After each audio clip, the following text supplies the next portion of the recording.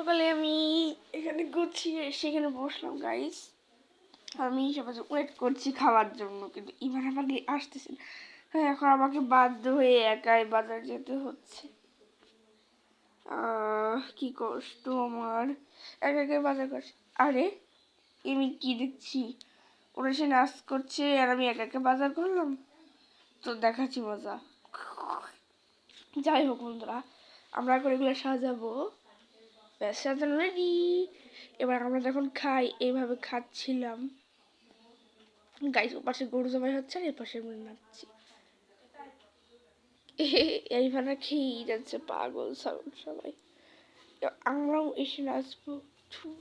Party হে party party party, লা লা লা লা লা লা লা লা।